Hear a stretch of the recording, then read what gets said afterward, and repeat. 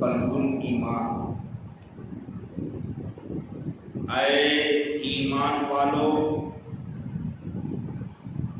تمہیں کیا ہوا جب تم سے کہا جائے کہ راہ خدا میں کوچ کرو تو بوجھ کے مارے زمین پر بیٹھ جاتے ہو؟ کیا تم نے دنیا کی زندگی آخرت کے بدلے پسند کر لی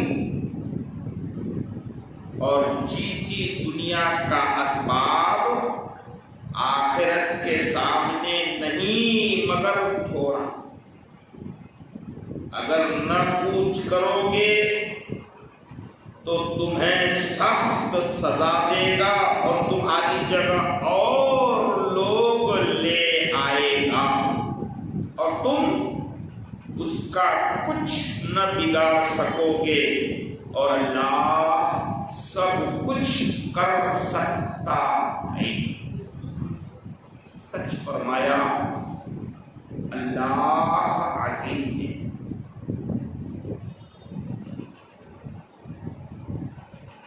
حاضرین محترم، سورہ التوبہ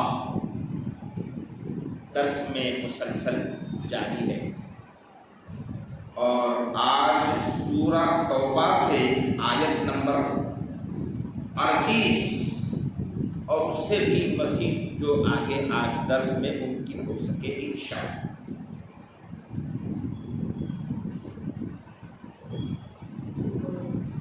جو بات آج بیان میں آ رہی ہے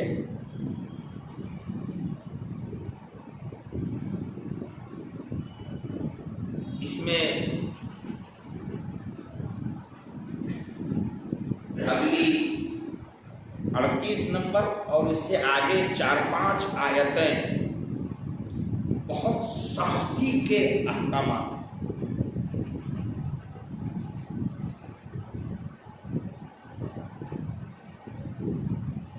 سختی کیسے؟ میں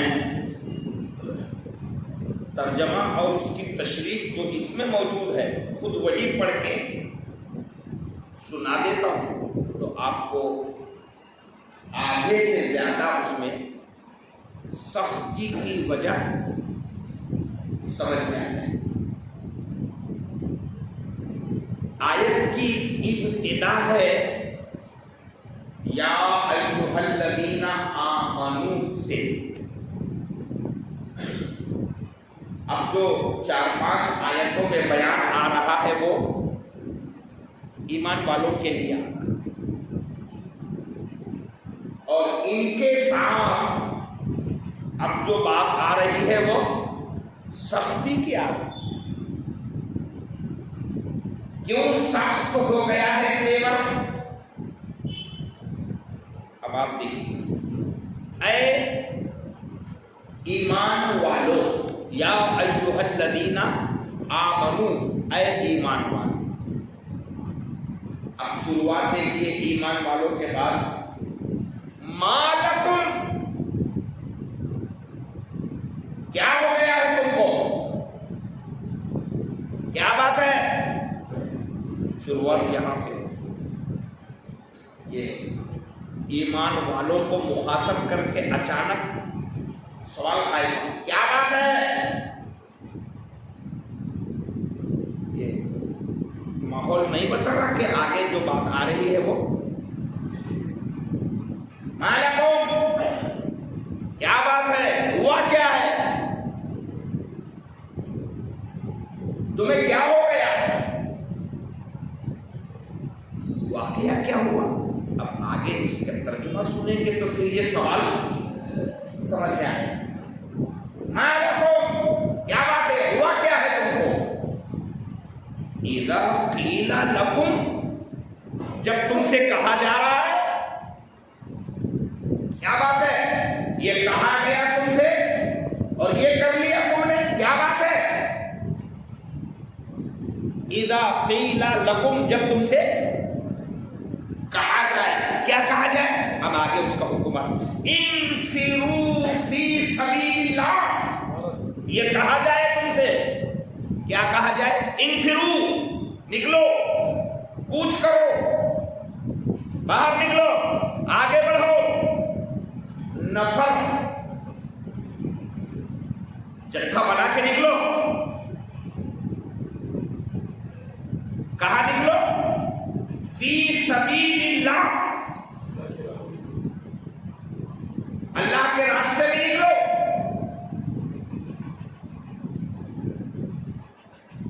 پھر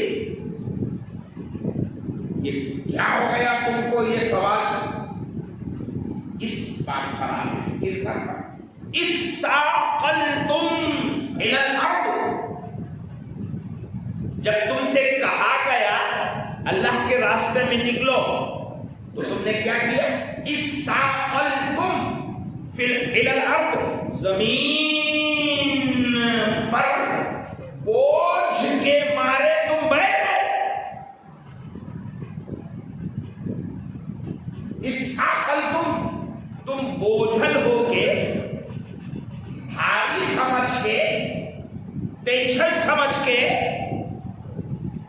زمین پر بیٹھ گئے. کیا ہوا تم کو؟ اللہ کی راہ میں نکلنے کی بات ہو رہی ہے اور اس آرڈر کے جواب میں تم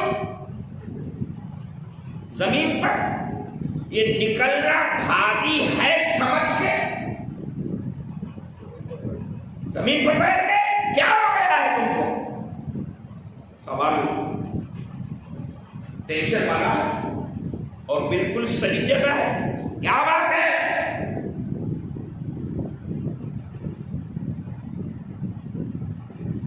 ایک آرڈر آیا تھا تو ایمان والے اس آرڈر کے مقابلے میں بوجھ سمجھ کر جی بیٹھ گئے. کیا پس منظر ہے یہ؟ آخر کیا یہ آیت ایک دم سختی کی کیوں آئی؟ سمجھنا چاہ رہا ہے؟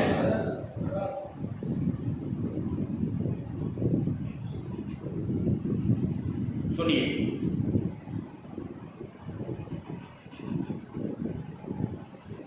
تم کو کیا ہو گیا کہ تم سفر کرنے سے گھبراتے ہو؟ کیا بات ہے؟ تم کو نکلنے کا آرڈر آیا اور تم بیٹھ گئے. یہ ٹینشن کائے کا لے رہے ہو؟ یہ کیوں آیا؟ سنیے، یہ آیت غزوہ تبوک کے پس منظر میں نازل ہوئی. غزوہ ایک جنگ کو کہتے ہیں، تبوک ایک مقام ہے. تبوک ایک مقام ہے. یہ کہاں ہے؟ شام، ملک شام کے راستے میں. ٹھیک ہے، سعودی سے ملک شام کی طرف جو راستہ نکلتا ہے اس راستے میں شام ہے. شام کے راستے میں ایک مقام ہے تبوک. مدینہ شریف سے 14 منزل کے فاصلے پر ہے یہ تبوک. مدینے سے نکلتا ہے راستہ شام کی طرف سے، راستے میں تبوک. اب سنیے، رجب 9 ہجری میں طائف سے واپسی کے بعد حضور علیہ السلام کو خبر پہنچی. کہاں سے واپس ہوئے مسلمان؟ طائف سے. طائف سے واپس ہوئے، مدینہ آئے اور یہاں آنے کے بعد خبر پہنچی حضور علیہ السلام کو. کیا؟ سنیے، خبر پہنچی کہ عرب کے نصرانیوں کی تحریک سے ہرقل شاہ روم نے رومیوں اور شامیوں کی بڑی فوج جمع کر لی ہے مسلمانوں کے خلاف. کہاں سے؟ روم سے اور شام سے، یہاں سے فوجیں جمع کر کے اسلام مسلمانوں کے خلاف وہاں سے فوجیں اسلام مٹانے کے لیے آ رہی اور مسلمانوں پر حملے کا پلان کیا ہے شام والوں نے اور روم والوں نے۔ تو حضور علیہ السلام نے ان کے اس پلاننگ کے جواب میں مسلمانوں کو جہاد پر نکلنے کا حکم نازل فرمایا، آرڈر دیا، ٹھیک ہے۔ یہ جو ایٹماسفیئر تھا بہت تنگی پریشانی کا ماحول تھا، زبان اٹھائی، قحط سالی تھی، مسلمان ظاہری اعتبار سے نہایت تنگی اور قحط سالی میں تھے، اور گرمی کی شدت تھی، ویسے بھی عرب کی گرمی بہت سخت ہوتی ہے، 57 ڈگری پہ چلتی ہے، یہاں 50-52 میں ہی حالت خراب ہو جاتی ہے، آگ لگ جاتی ہے، کیا 57 ڈگری میں چلتی ہے۔ تو نہایت گرمی کی شدت، اور ابھی ابھی طائف سے ایک مہم پار کر کے مسلمان آئے تھے، ابھی آئے نہیں برابر کے اچانک پھر دوسری جنگ کا آرڈر نکل گیا، ٹھیک ہے، ادھر سے آئے، خبر لگی، پھر نیا آرڈر آ گیا، اور رسول اللہ صلی اللہ علیہ وسلم نے اعلان فرمایا چلو، ٹھیک ہے۔ ترجمہ یاد ہے نا ذہن میں؟ یہاں تک کہ تنگی کا حال یہ تھا، محتاجی پریشانی کا، مالیہ خستہ پر اتنا نیچے اتر گیا تھا، لوگوں کی پریشانی کا حال یہ تھا کہ دو آدمی ایک ایک کھجور پہ وقت گزارتے تھے، اتنا حال ہوا، تنگی کا حال یہ تھا، گرمی، شدت، پریشانی، ابھی واپس آئے اور کھانے پینے کی سویدھا کیا ہے؟ ایک کھجور پر 2 آدمی گزارا کر رہے ہیں، آدھے آدھے میں وقت گزار رہے ہیں، یہ پوزیشن تھی۔ سفر کا دور تھا، دشمن کی کثرت تھی، اور وہ بڑے بڑے ملکوں کی فوج تھی، روم، شام، اور اسلام مٹانے اور مسلمانوں سے تو طاقت بڑی تھی، اس وقت کی سپر پاور تھی یہ، اور یہاں حال یہ ہے کہ کھانے کے وعدے، اس لیے یہ پریشان حالی میں یہ پرابلم کی وجہ سے کچھ لوگ جو ابھی طائف سے آئے ہوئے تھے اور اچانک جنگ میں جانے کا اعلان ہوا، تو کچھ کمزور لوگ اپنی کمزوری کو دیکھ کر بعض قبیلے والے بیٹھ گئے، ٹھیک ہے، سچویشن سمجھ میں آ رہا ہے، بیک گراؤنڈ سمجھ میں آ رہا ہے، پوزیشن ایسی تھی، اچانک ادھر جانے کا، تبوک کی طرف جانے کا اعلان ہوا، تو بعض لوگ تو چلے، اعلان بولے تو اعلان، اور بعض قبیلے اس پریشانی کی وجہ سے بیٹھ گئے۔ سچویشن سمجھ میں آیا؟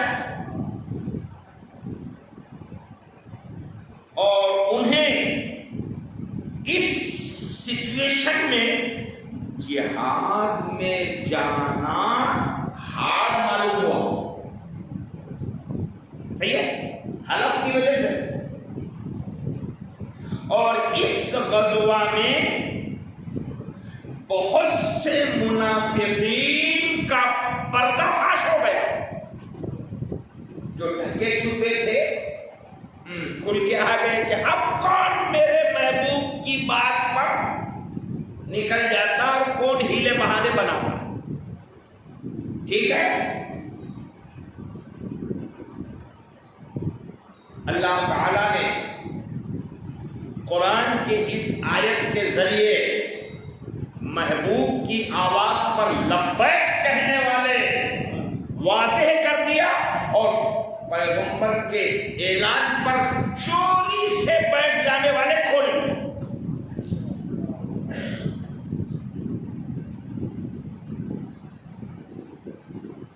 حضرت پریشانی تھی تو سارے ہی عرب کو تھی، سارے ہی مسلمانوں کو تھی. اب پیغمبر کا اعلان بولے تو بات ختم. تو کچھ لوگ جو جان چرا کے بیٹھ گئے تھے وہ اوپن ہو گئے. برابر. اب جو لوگ حضور کی آواز پر لبیک کہہ رہے ہیں ہم تیار ہیں، سنیے. حضرت عثمان غنی رضی اللہ تعالی عنہ نے اسی غزوہ میں، کون سی غزوہ؟ نام بولیے. تبوک. اسی غزوہ میں بڑی ہمت دکھائی اور 10,000 مجاہدین کو اپنے خرچ سے سامان دیا. جہاں مسلمانوں کے کھانے کو آدھا کھجور میسر تھا مشکل سے، وہاں 10,000 مجاہدین کو سامان اکیلے حضرت عثمان غنی نے معاہدہ. دیکھ رہے ہیں کچھ لوگ سمجھتے ہیں صرف نماز پڑھ کے اور سجدہ کر کے نمبر 1 پہ ہو جائیں گے. یہ کوالٹی ہے جب کہیں جا کے وہاں پہنچتے ہیں. 10,000 مجاہدین کا سامان. آگے سنیے، یہ تو سامان دیا آگے، اور 10,000 دینار اس غزوے میں حضرت عثمان غنی نے نیٹ میں نقدی میں خرچہ کیا. سامان دیا 10,000 کا اور 10,000 نیٹ پیمنٹ دے کے خرچہ کیا. یہ لے لو، یہ دینار بڑا سکہ ہے.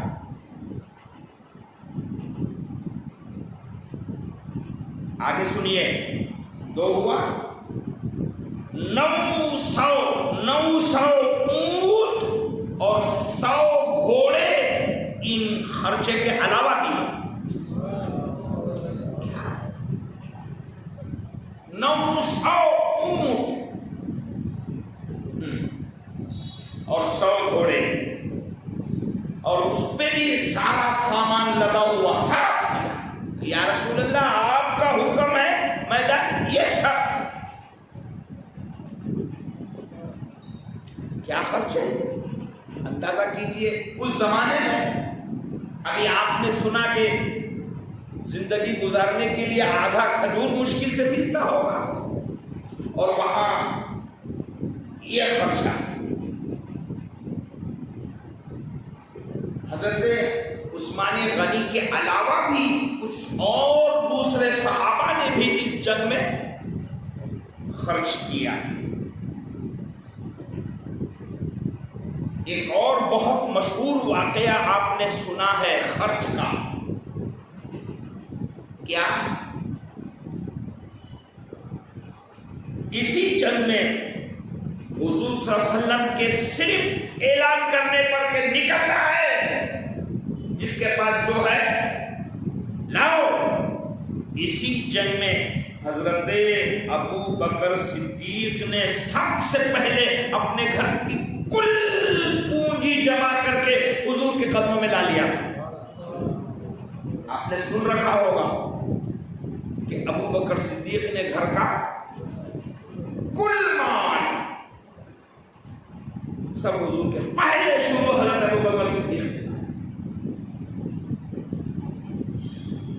جس کی مقدار 4000 درہم تھی اس زمانے ابو بکر صدیق نے جو لایا، مگر یہ 4000 درہم پورے گھر کا ٹوٹل بنے، کچھ نہیں رکھا گھر میں، سب لایا۔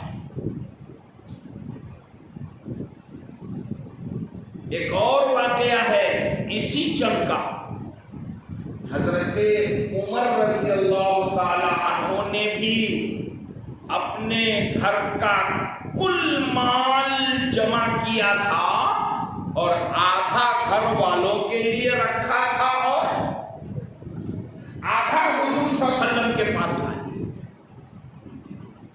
جی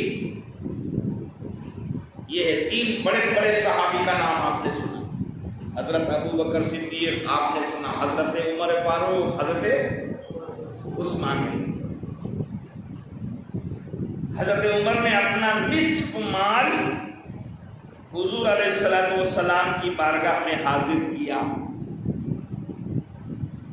30,000 کا لشکر حضور علیہ السلام نے صحابہ کا جمع کیا اور تبوک کے لیے نکلے۔ کتنے؟ 30,000 کا لشکر نکلا ہے۔ ابھی اتنی تنگی کا حال ہے، حضور کا اعلان ہے، نکل گئے۔ حضرت علی مرتضیٰ کو حضور علیہ السلام نے مدینہ منورہ میں چھوڑ دیا کہ آپ یہی رکو۔ حضرت علی کو یہاں چھوڑ۔ عبداللہ بن ابی ایک منافق کا نام ہے، اور اس کے کچھ ساتھی منافقین سنیت الوداع تک چل کر رہ گئے۔ ایک راستے میں مقام پڑتا ہے، نکلے یہ بھی ساتھ میں، مگر آگے جا کے عبداللہ بن ابی اور اس کے ساتھ کچھ بےایمان راستے میں ہی رک گئے۔ میں نے آگے سنا آپ نے کہ کچھ منافقین کو کھول کے رکھ دیا، یہ دیکھیے راستے ہی میں رک گئے۔ جب لشکر اسلام تبوک پہنچ گیا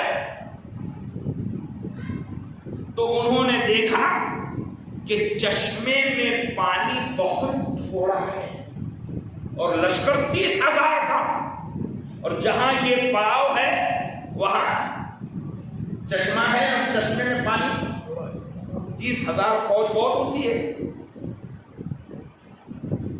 رسول کریم صلی اللہ علیہ وسلم نے اس کے پانی سے کلی فرمائی، جس کی برکت سے پانی جوش میں آیا۔ وہ مقام ہے تبوک۔ تھوڑا ہے، لوگ ٹینشن میں تھے، حضور علیہ السلام نے مسلمانوں کا ٹینشن خالی کلی فرمائی، پانی ابلنے لگا۔ سبحان اللہ، دیکھ رہے ہیں یہ نہیں پڑھتے کیا دنیا والے؟ یہ پڑھتے کیسے پڑھتے ہیں؟ میرے سمجھ میں نہیں آتا۔ یہ قرآن ہے، یہ حدیث ہے، یہ اسلامی خزانہ ہے۔ صرف اتنا ہی پڑھا آپ نے کہ وہ بھی ایک انسان تھے بس۔ وہ 30,000 جو مسلمان تھے وہ بھی تو انسان تھے، اور ان کو انسان ہونے کے ناطے ٹینشن آیا کہ پانی تھوڑا ہے، مگر پیغمبر وہاں ہیں، انہوں نے سارے انسانوں کا ٹینشن دور کر دیا۔ تو عام مسلمان ٹینشن میں آ سکتا ہے، پیغمبر کو کوئی ٹینشن ہوگا نہیں، بلکہ پیغمبر تو عام مسلمانوں کا ٹینشن دور کرنے کے لیے ہے۔ لوگوں نے پیغمبر کے نام پر ٹینشن اٹھا لیا، ان کو پیٹھ کے پیچھے کی خبر نہیں، اور وہ تو اپنی بیٹی فاطمہ کا بھی کچھ بھلا نہیں کر سکتے. یہ ڈائلاگ چلتے ہیں مسلمانوں میں، لا حول ولا قوت الا باللہ. کیسے ممکن ہے بھائی؟ دیکھ رہے ہیں، سن رہے ہیں، پڑھ رہے ہیں کہ پانی کم دکھا تو کہا کچھ نہیں، آپ نے صرف اس پانی کو منہ میں لیا اور پھر کلی کر دیے، پانی جوش میں آیا. پتا چلا پتا نہیں کب سے وہ چشمے کا پانی اپنے اتنی کیفیت میں تھا، اس پانی کو معلوم ہے کہ میں کس کے منہ سے آ رہا ہوں. پتہ نہیں کتنے لوگ آئے گئے ہوں گے، کبھی یہ انقلاب نہیں آیا. پانی کو معلوم ہے کہ آج جو ہستی میرے نزدیک آئی ہے وہ کائنات میں سب سے افضل ہے. ادھر کلی ہوئی، ادھر جوش آ گئی. پانی کے قطروں کو معلوم ہے پیغمبر کی ہستی. یہ کلمہ پڑھنے والے آج کے لوگوں کو نہیں معلوم پڑ رہی ہے کہ کتنی بڑی ہستی. چلیے جوش آ گئے، چشمہ بھر گیا. جو خالی خالی تھا، پیندے میں پانی تھا، وہ لبالب ہو گیا، چشمہ بھر گیا پورا. لشکر، پانی زیادہ ہو گیا تو لشکر کتنے؟ 30,000 لشکر، اور لشکر کے تمام جانور اچھی طرح سے سیراب ہو گئے. سب ٹینشن دور ہو گیا. اب ناؤ دو، کھاؤ پیو، کھلاؤ پلاؤ. کیا خوش نصیب لوگ ہیں وہ جنہیں یہ برکت مل رہی ہے. سیراب ہو گئے سب. حضرت نے کافی عرصہ یہاں قیام فرمایا. ہرقل اپنے دل میں آپ کو سچا نبی جانتا تھا، اس لیے اسے خوف ہوا. جمع کرنے کو فوج جمع کیا، مگر ٹینشن آیا اس کو کہ یہ پیغمبر تو سچے ہیں. اور اب اچھا خوف ہوا، اور اسی خوف کے مارے اس بادشاہ نے پیغمبر سے، آپ کے لشکر سے مقابلہ نہیں کیا. سن رہے ہیں؟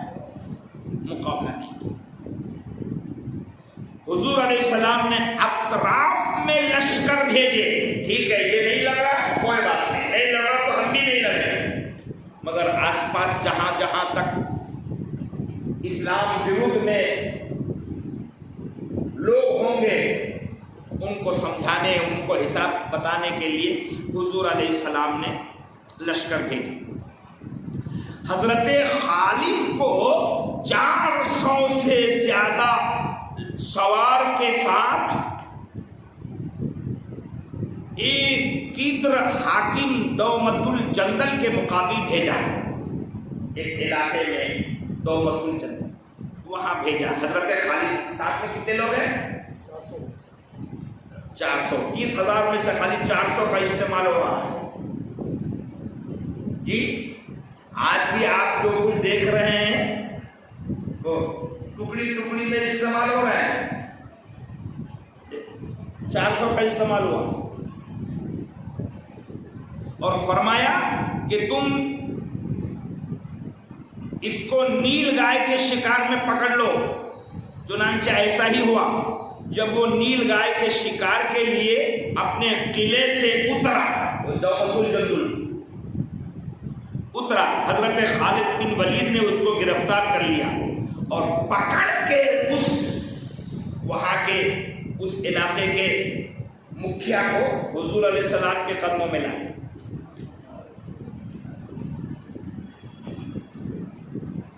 حضور علیہ السلام نے اس کا جزیہ مقرر فرما کر اس کو چھوڑ دیا. اس نے کہا یہ قبول ہے مجھے، دے اور جا. اس طرح حاکم ایلا پر اسلام پیش کیا. یہ دوسرا علاقے کا نام ہے. جزیے پر صلح فرمائی. یہ سب الگ الگ ٹکڑیوں میں جو اسلام کے بیروت میں تھے وہاں یہ الگ الگ فوج جاتی رہی اور وہاں کمپرومائز ہوتا رہا، اسلام کا ورچسو ہوتا رہا، یہاں تک کہ سب پر اسلام پیش کیا، قبول کرنے والوں کو کلمہ پڑھایا، نہیں قبول کرنے والوں کے ساتھ جزیہ مقرر ہوا۔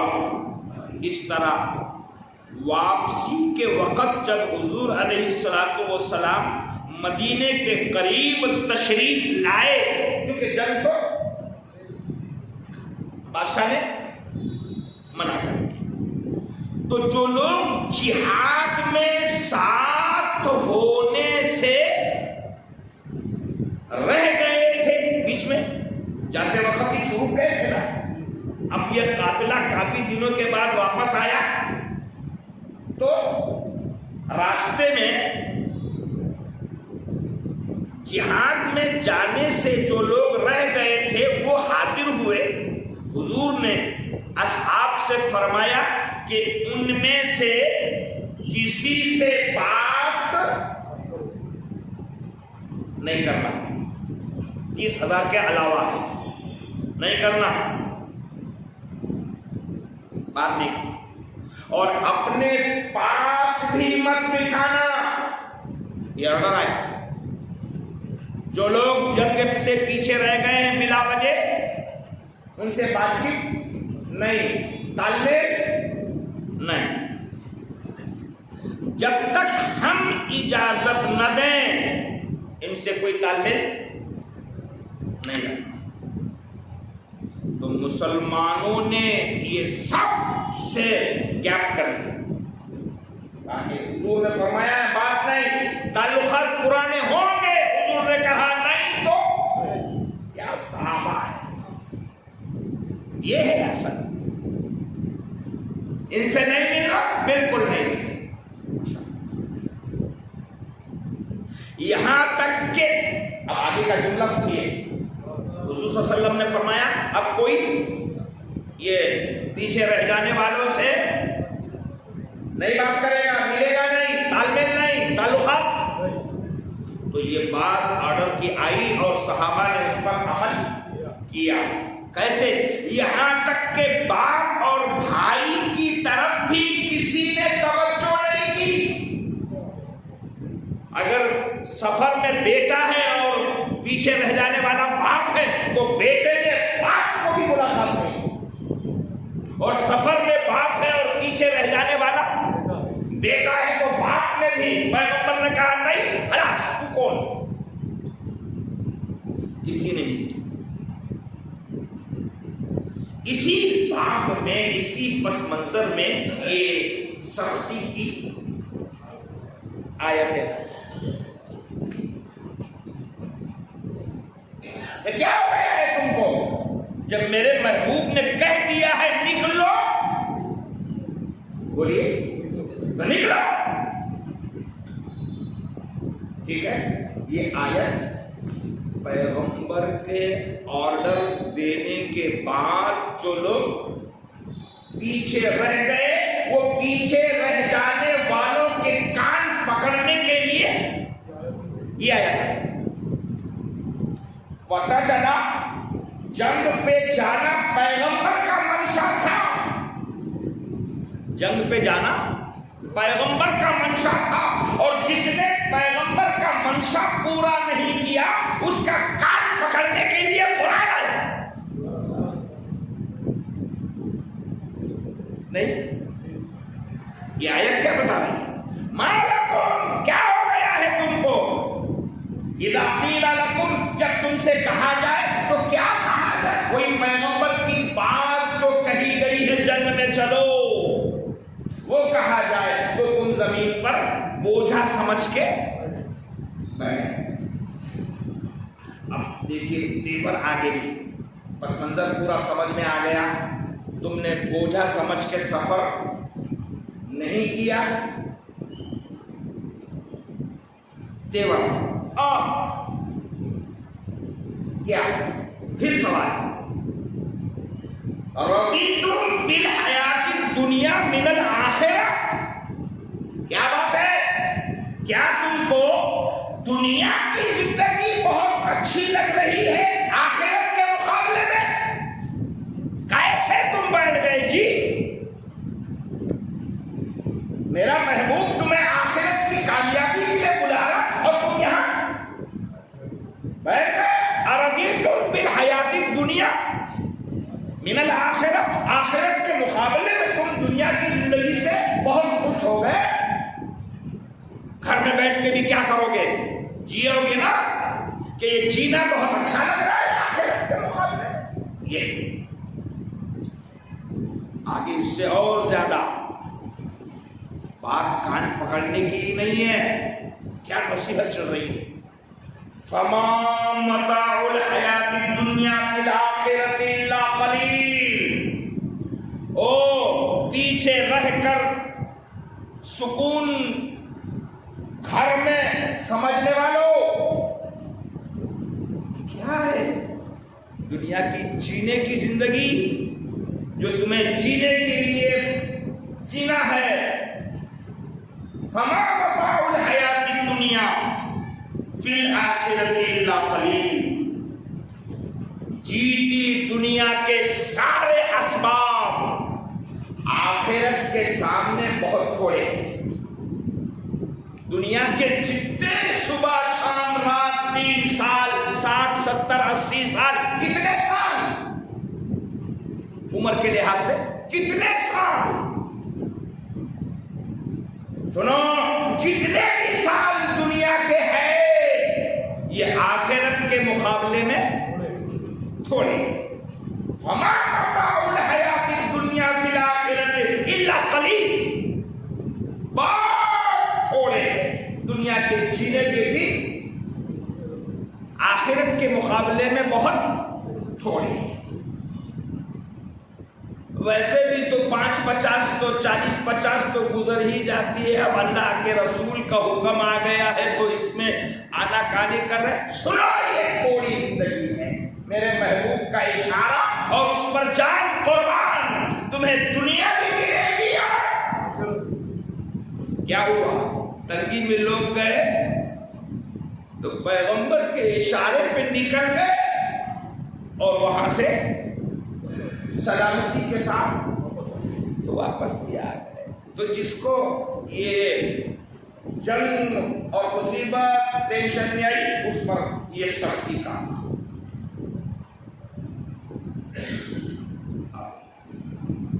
تیور میں اور سختی آ گئی۔ کوشچن پہ کوئی کیا بات ہے؟ تم کو یہ بہت اچھا لگ رہا ہے، جینا اچھا معلوم ہو رہا ہے، یہ کتنے دن تم جیو گے؟ یہ تیور آ رہا، آگے سنیے۔ فما متاع الحیات الدنیا فی الآخرۃ الا قلیل الا تغفروا یعذبکم عذابا علیما ویستبدل قوما غیرکم۔ تیور آگے آیا، اور اگر میرے محبوب کے فرمان پر تم جنگ میں نہیں جاؤ گے، یعذبکم عذابا علیما، میرے محبوب نے کہہ دیا ہے نکلو تو نکلو۔ ایک بات سمجھے آپ، اللہ جنگ میں نکلنے کی تعلیم تو دے رہا ہے مگر خود نہیں بول رہا ہے کہ میں کہہ رہا ہوں نکلو، بلکہ فرما میرے محبوب نے کہہ دیا، میں اسی کو کنٹینیو کر رہا ہوں، نکلو۔ میرے محبوب نے کہہ دیا، اب پیچھے رہنے والوں کو میں عذاب دوں گا۔ پتہ چلا اللہ کا منشا وہی ہے جو رسول اللہ کا منشا ہے۔ کیا ہے؟ اللہ کا منشا وہی ہے جو رسول اللہ صلی اللہ علیہ وسلم کا منشا ہے، اور صرف منشا نہیں بلکہ رسول اللہ کے منشا پر نہیں چلنے والے کو اللہ فرما رہا ہے، سنو، اگر تم رہتی زندگی کو اچھا سمجھ رہے ہو تو میں تمہیں عذاب دوں گا۔ میرے نبی کا فرمان تم نے نہیں اٹھایا اور یہاں رہنے میں تم کو عافیت بھلائی لگ رہی، سنو، یعذبکم عذابا علیما، تمہیں دردناک عذاب دیا ہے. اگر کوچ یعنی سفر نہ کرو گے تو کیا ہوگا؟ سخت عذاب دیا جائے.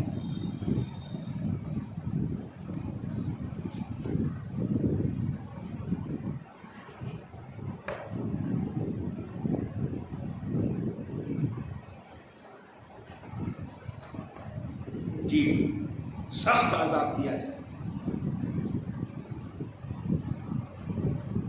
کیوں کہ میرے نبی نے فرما دیا ہے، حکم دے دیا ہے، نکلو تو نکلنا ہے. اب جو نہیں نکلے گا اس کو عذاب دیا جائے.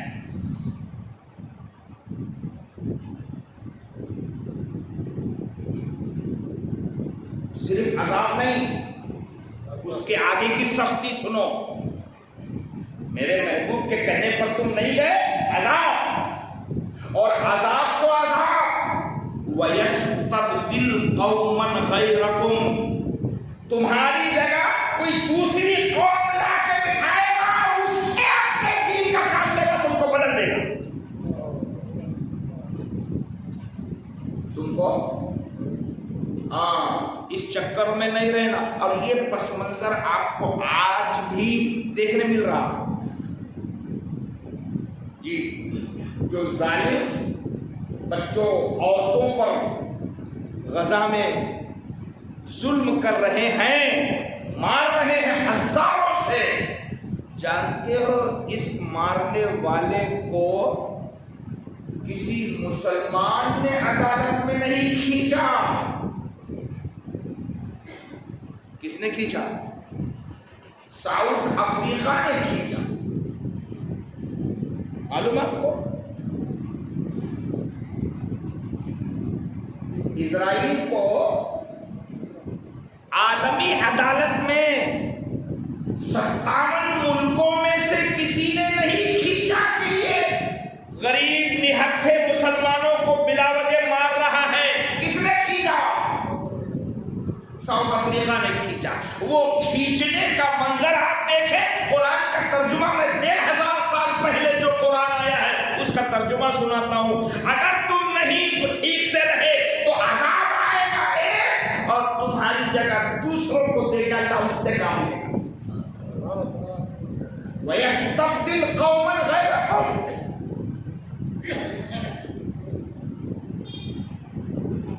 تم اپنے جبے کبے میں رہو، وہاں بھی تم کو پکڑ لوں گا، مگر پھر میں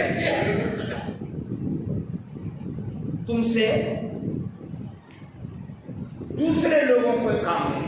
وَيَسْتَبْدِلْ قَوْمًا غَيْرَكُمْ، اور تمہاری جگہ اور لوگ لے آئے جو ملت کا، امت کا کام کرے.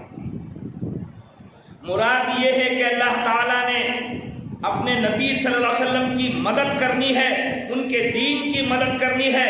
اللہ نے عزت دینے کا خود ذمہ لے لیا ہے.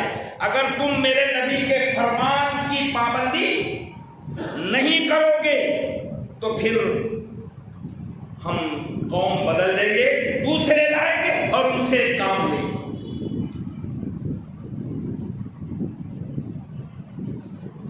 تو جو سستی کرے گا اس کا نقصان خود ہے، اور جو اس میں آگے بڑھے گا پھر وہ اللہ کے انعام کا حقدار ہے.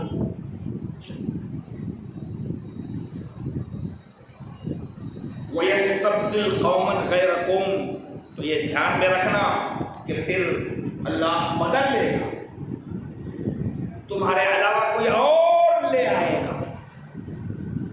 اور یہ اس کی عادت کریمہ ہے میرے رب کہ وہ بدلتا ہے، پھر وہ بدلتا ہے. جی ہاں، ایک انجام کو پہنچنا ہی پہنچنا ہے. اور سن لو، اگر تم یہ سمجھتے ہو کہ وہ بدل دے گا تو تم کیا کرو گے؟ آگے سنو. وَلَا تَضُرُّهُ شَيْئًا، اور سن لو، تمہیں کہہ رہے ہیں تم اس کا کچھ نہیں بگاڑ سکو. تم کچھ نہیں بگاڑ سکو گے. آج جو کرنا ہے کر لو، اسلام کے خلاف یہاں سازشیں ہو رہی ہے، کر لو، یہ چند روز کی سازش ہے، تم اس کا کچھ نہیں بگاڑ سکو۔ 22 جنوری ہو یا کوئی جنوری ہو، جو کرنا ہے تم کر لو۔ اگر وہ آئے گا پکڑنے تو تم، وہ پکڑنے پہ آیا تو تم اس کا کچھ نہیں بگاڑ سکو۔ جی ہاں، یہ تو رہتی دنیا نے دیکھا ہے، بھارت والوں کو معلوم ہے کہ 92 دسمبر میں بابری مسجد شہید ہوئی اور پھر ساموہک عذاب کا سلسلہ مسلسل چلا، چاہے وہ زلزلے کی شکل میں ہو، چاہے وہ پلیگ کی شکل میں ہو، چاہے وہ الگ الگ عذاب کی شکل میں ہو، آئے گا۔ وَلَا تَضُرُّهُ الشَّيْءُ، اگر اس کے قانون کو چیلنج کرو گے تو وہ پکڑ کے رہے گا اور تم اس کا کچھ نہیں بگاڑ سکو گے۔ وَلَا تَضُرُّهُ شَيْءٌ، تم اس کا کچھ نہیں بگاڑ سکو۔ ذرہ یضر، ضرر پہنچانا، نقصان پہنچانا، لا تضر، نہیں پہنچا سکو گے، وہ اس کو شیء، شیء، نتھنگ۔ آپ کی بھاشا میں بول دو، پیر تیرا نہیں کر سکو گے۔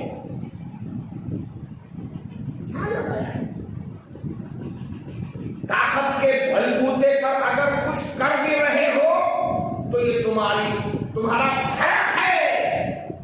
تم مسلمانوں کو تو ہلا سکتے ہو، دکھا سکتے ہو، مگر جب یہ بدلے کے لیے کوئی فیصلہ اتار دے تو تم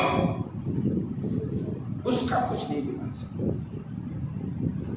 واللہ علی کل شیء قدیر، اس کا کچھ بگاڑ نہیں سکو گے۔ اور اگلا سن لو، اور اللہ سب کچھ کر سکتا ہے۔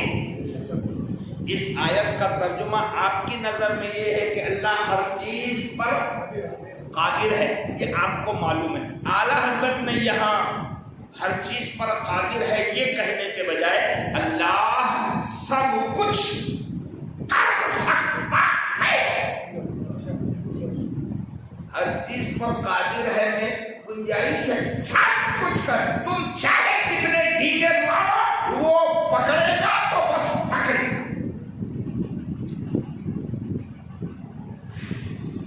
اس کے پکڑنے کی ایک تفصیل 30ویں پارے میں اللہ نے خود بیان کر، بات پہ بات آ گئی ہے تو ایک آیت سن لیجیے، اور وہ آیت اس لیے سناؤں گا کہ اکثر امام صاحب کو نمازوں میں پڑھتے رہتے مگر کبھی اپن نے اس کے معنی مطلب ترجمے پہ دھیان نہیں دیا تو اپن وہ سنتے اور نکل جاتے ہیں، لیکن ایسی تفسیر میں کبھی کسی آیت کا ترجمہ اور مطلب سمجھ میں آتا ہے تو جب بھی اسے پڑھتے یا سنتے ہیں تو پھر پڑھتے وقت اور سنتے وقت لذت آتی صاف ہے کہ جب وہ پکڑے گا تو پھر تم اس کا کچھ بگاڑ نہ سکو گے۔ اللہ فرماتا ہے ان بطش ربک لشدید، بطش با تو شین، بطش کہتے ہیں گردن دبوچنے کو۔ اللہ فرما رہا ہے ان بطش ربک، تیرے رب کی گرفت پکڑ، لشدید، صرف سخت نہیں، شدید مانے سخت،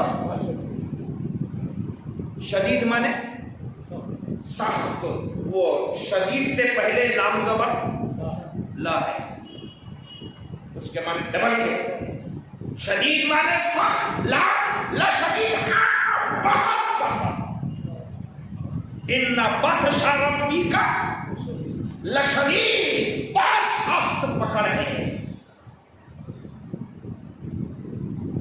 وہ پکڑتا ہے اور جب وہ پکڑتا ہے تو پھر مشکل ہے اس لیے بندوں کو ہمیشہ اس کی پکڑ سے پناہ مانگنی چاہیے ہمیشہ پناہ مانگنی چاہیے یاد رکھو ہاں سنو وہ بندوں سے غلطیاں ہوتی ہے تو ادھر غلطی ادھر پکڑ نہیں کرنا ادھر غلطی ادھر پکڑ نہیں اس کی عادت یہ نہیں پھر امہلہم رویدا وہ مہلت پہ مہلت دیتے رہتا جی وہ مہلت پہ مہلت دیتا ہے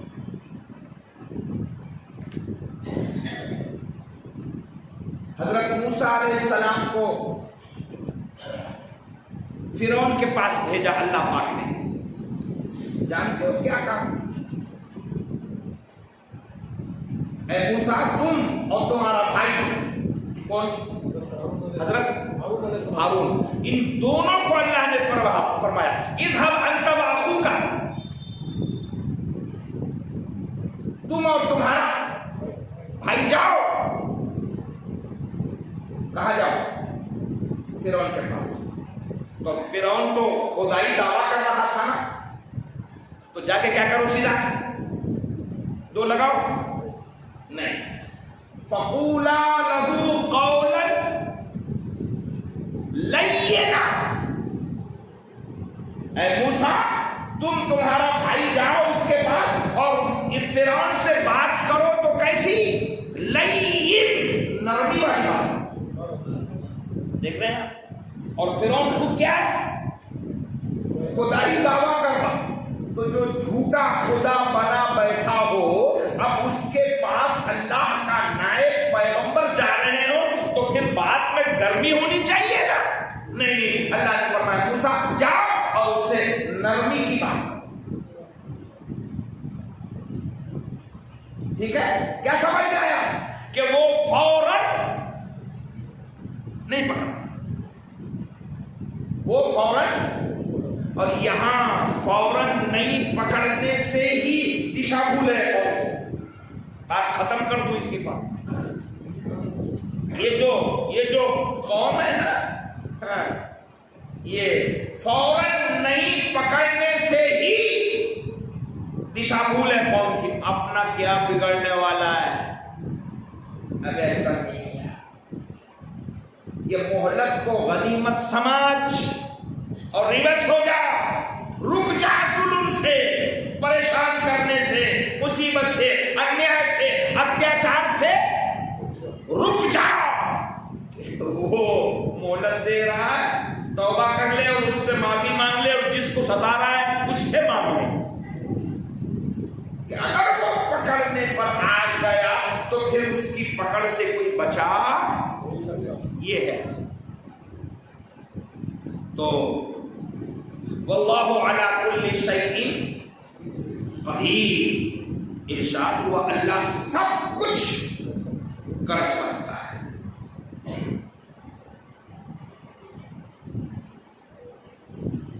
بات یہاں پہ میں روک دوں مگر ایک اشارہ کر کے بات ختم آپ نے سن رکھا ہے کہ مکہ والے حضور علیہ السلام کو بہت ستاتے تھے تو پھر حضور علیہ السلام نے اللہ کے حکم سے مکہ چھوڑ کے بولو مدینہ ہجرت کی یہ واقعہ تو بار بار سن رکھا ہے مگر قرآن میں کہاں ہے کبھی غور کیا نہیں یہ آپ خوش نصیب ہیں، ہم خوش نصیب ہیں کہ سالوں گنتی سے جو درس قرآن چل رہا ہے، جب وہ وہاں سے گزریں گے تو ہم گہرائی کی باتیں لے کے گزرتے ہیں۔ تو آپ کی معلومات کے لیے اب جو آیت آ رہی ہے، جب وہ آیت کا اور ڈیٹیل آپ جانیں گے تو آپ کو ہجرت کا واقعہ سننے ملے گا، بہت زبردست، کیسے ہوا اور کیا ہوا اس کی ڈیٹیل پھر آئی۔ ایک بات ذہن میں رکھے، میں ابھی کہہ رہا تھا کہ فرمان حضور نے دیا جنگ میں جانے کا، اور اس کے ایٹماسفیئر پر اللہ نے قرآن اتار دیا۔ مکہ چھوڑ کے ہجرت کرے پیغمبر نے، اور اس کا ایٹماسفیئر بیان اللہ نے کر دیا۔ صحیح ہے؟ اللہ بیان فرما کیا آج نہیں، اس کو ہم اگلی محفل کے لیے چھوڑ رکھتے ہیں، مگر بات کیا ہے کہ جو اللہ کے رسول کے حکم پر لبیک کہے گا پھر وہ اللہ سے انعام پائے گا، اور جو پیچھے رہے گا عذاب آئے گا۔ تو جو مدد کرے گا اسے کیا ملے گا، کیسا ہوگا، کیا انعام پائے گا، اس ضمن میں خاص طور سے یہ بات اگلی محفل میں بہت زیادہ، کیونکہ ہجرت اور ان میں جو ساتھ دینے والے ہیں، وہ ساتھ والے بندے کی مدد، پھر اللہ کا انعام، یہ بہت خاص ہے۔ انشاءاللہ ہم اگلی آیت کے ذریعے سن سکیں گے کہ ہجرت میں کیا ہوا اور واقعہ اصل کیا ہے۔ کوشش کریں گے انشاءاللہ۔ آپ تھوڑا وقت سے پہلے آئیں کہ بالکل شروعات، اب پہلا جملہ ہی ہجرت کے حوالے سے تشریح کا آنے والا ہے، تو تاخیر سے آنے والوں کو پھر یہ اصل بات سمجھنے سے رہ جائے۔ اللہ پاک کہنے سننے سے زیادہ ہم کو عمل کی توفیق عطا فرمائے۔ وآخر دعوانا ان الحمد للہ۔